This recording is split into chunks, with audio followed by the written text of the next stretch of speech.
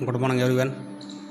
In this video of English, I will teach you the next lesson of supplementary reader An Alien Hand, lesson number 5.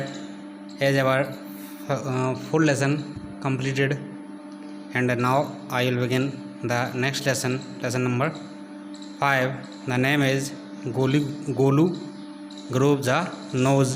ये है lesson number 5 supplementary reader का name Golu groove जा nose, Golu की नाक का उगना या गोलू की नाक आना, गोलू की नाक बड़ी हो जाना, बढ़ना या गोलू की नाक उगाना।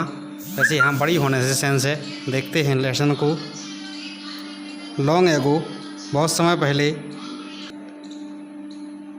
Long ago the elephant had no trunk. Long ago यानी लंबे समय पहले, बहुत समय पहले। The elephant had no trunk, हाथियों की सूंड नहीं होती थी। ट्रंक का मतलब है सूंड। हाथियों की सूंड नहीं होती थी, हाथी सूंड नहीं रखते थे। He had only a bulgy nose, उनकी एक बल्गी नोज होती थी। बल्गी का मतलब होता है उभरी हुई नाक होती थी। एज बिग एज आ बूट, उतनी बड़ी जितने बूट होते हैं। बूट का मतलब होता है वैसे जूते, उतनी बड़ी जितना कोई एक जूता, ऐसी एक बाहर निकली हुई रहती थी। ही कुड बिगल कर सकते थे। इट इसे फ्रॉम साइड टू साइड, हिला या डुला सकते थे। फ्रॉम साइड टू साइड, एक तरफ से दूसरी तरफ।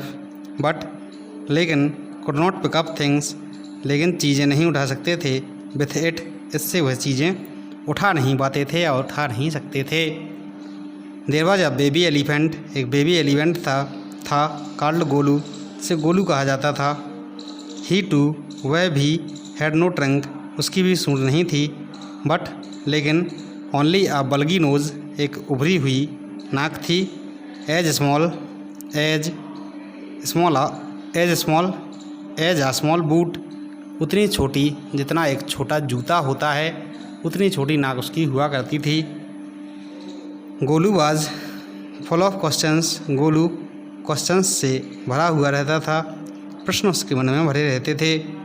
ही आस्क्ड, वह पूछता था। हिज टॉल आंट, अपनी लंबी आंटी से।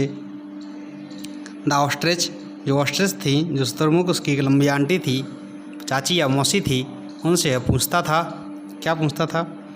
Why don't you ever fly like other birds, भाई क्यों, डोंट यू एवर फ्लाई, तुम कभी नहीं उड़ पाई।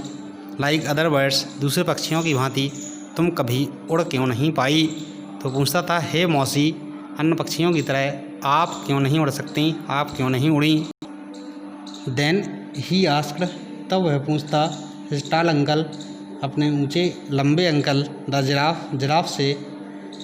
What makes your skin so spotty, what, किस चीज़ ने, मेक्स, बनाता है, क्या चीज़ बनाती है, योर स्किन, आपके स्किन को, आपकी खाल को, सो स्पॉटी, इतनी स्पॉटी का मतलब होता है धब्बेदार या चित्तेदार।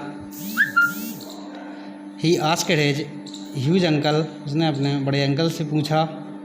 द हिप्पोपोटामस, जो एक हिप्पोपोटामस था, एक दरियाई घोड़ा। हिप्पोपोटामस का मतलब होता है दरियाई घोड़ा। जो एक दरियाई घोड़ा था, उससे पूछा, भाई यार, your eyes always so red, आपकी आंखें हमेशा इतनी लाल क्यों होती हैं। ही आस्क्ड, उसने पूछा। हेयरी अंकल, अपने बालों वाले अंकल से। द बबून, जो एक बबून था, कपी था, बंदर था, उससे पूछा। भाई do melons taste like melons, जो मेलन होते हैं, तरबूजे या खरबूजे होते हैं, उनका स्वाद मेलन की तरह ही क्यों आता है, तरबूजों की तरह ही क्यों आता है। The ostrich, the giraffe, the hippopotamus and the baboon had no answer, तो इन सब के पास कोई उत्तर नहीं था टू गोलूज क्वेश्चन, गोलू के प्रश्न का।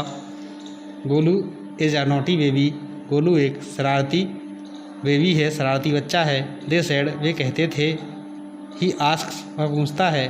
सच डिफ़िकल्ट क्वेश्चंस, ऐसे कठिन प्रश्नों को वह पूछा करता है।